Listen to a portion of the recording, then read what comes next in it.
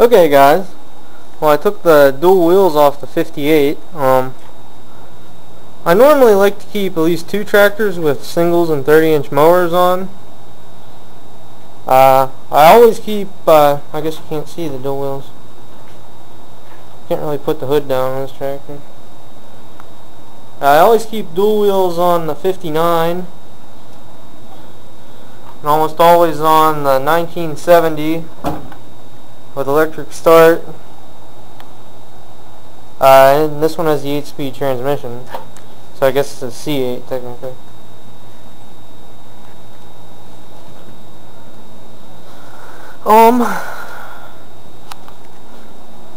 I've been messing around with the camera settings some so you can see better, but the light makes it so you can see better. It's not in the greatest shape. I'm thinking about taking this tractor to the show too, the Gravely Mowing. I don't know, I'm just thinking about it.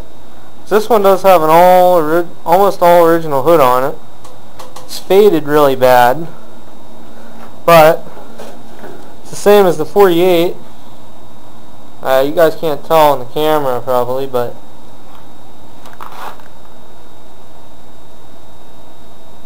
you might be able to kind of tell there, but at any rate, it has the original Gravely red paint on the back of the hood.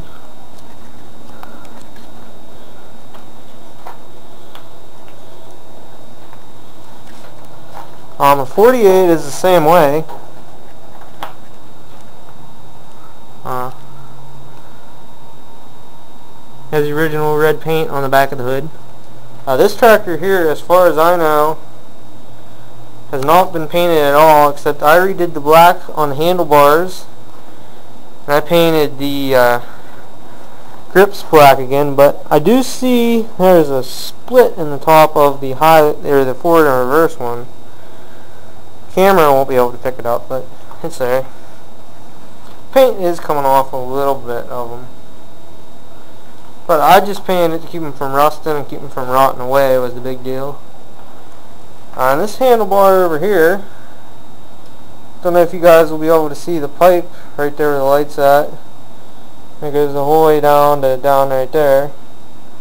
I'm guessing they broke the handlebar right in here, and they fixed it with sleeved it with a pipe over top. Fix it because the weld broke up here at the end, and I had to take it off and take it out and re-weld it. The Warriors Gravely also has a fix on it like that.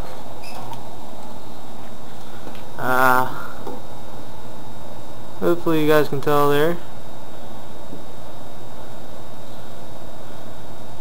Down there. Exact same spot. It's only fixed on one side though. The other side doesn't have it. Same with this one. I guess it's actually the opposite handlebar on this one. I need to take and do something similar like that to the 70 here. I don't know if you can see there's 2 extra bolts there, but that's what holds the handlebar together on this side. The reason that was broken was one day I was mowing along on the sulky, and I was mowing up and down this really steep hill, and I made it about halfway up one time, and the Swiftmatic kicked out of gear, and I went rolling down over the hill backwards. Seemed like about the speed of sound. It was a very scary ride.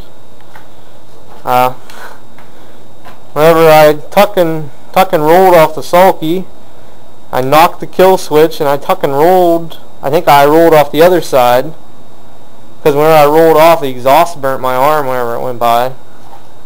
I was actually pretty lucky I didn't get my hand up in the mower or something that day. It's probably been a year or 2 since I've done that. So I've learned not to mow with the Swiftmatic on hills or with the sulky, because your natural instinct is to grab the lever and throw it in gear, but it is in gear and it's not doing anything. So, a little tale of one of the incidents. Oh, and the reason the handlebar broke was the sulky jackknifed that's onto the right side. And this handlebar come back, and you can imagine how fast it was going down the hill. This handlebar rammed into a tree. See the grips kind of pushed back on this side. I never really did fix it. It did bend it in right here where the paint's missing, right above the choke lever. It bent it down, and it broke it right here at the handlebar bolt. So I'm sure, as you guys know, if you run Gravely's over the years, you have incidents. I drove the 59 into a lake one time where I had single wheels on it. That was quite an interesting day. I basically just drove it in up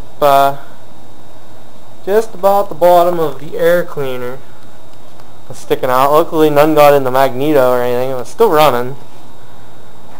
But I flopped the high-low in neutral and jumped around and flopped the PTO out of gear, and then luckily I was able to just back out of there. I really should have somebody around where I'm mowing, but I normally don't. So guys, I don't know if the camera is picking up on the air conditioner running in the background or not. Hopefully it's not. And hopefully you can see it's about 90 degrees in the shop yet. This is with the air conditioner running full tilt all afternoon.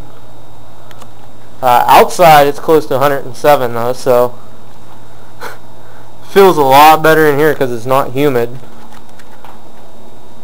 I think the heat index was 107 with 90% humidity or something like that. Us northern boys just aren't used to this. I mean, this is like Florida weather. As you can see, I'm real cool with flip-flops and socks today. Well, I don't know if you guys can tell, but I found more camera settings last night by accident.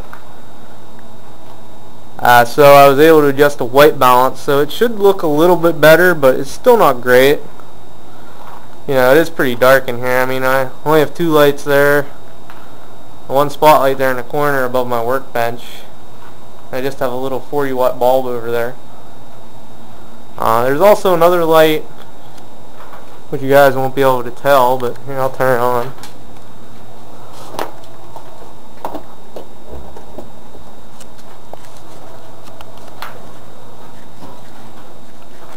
Also another light right here above where the 48 and the 818 sit, because normally whatever I'm snow plowing with or snow blowing sits out here, and then whenever I come out in the winter I just come in. You guys can't see the cord that runs up the wall right there up to where the old fencer is, but it doesn't go to the fencer, it goes over to this light. So I just come out and plug that in the winter, and that's all I use really, so I don't have to flick all these other light bulbs on and stuff. So another long and boring video, guys. Hopefully you enjoyed it. I'm trying to think if there's anything else I can videotape now. It's just too hot out. Oh, I did. These are the Richards style dual wheel spacers, where the bolts just go the whole way through, instead of the other ones where you can take the outside dual wheel off. Basically you have to have the tractor jacked up no matter what when you go to take a wheel off, otherwise the inside wheel will fall off. So alright, I think I drug this video on long enough. Thanks for watching, guys.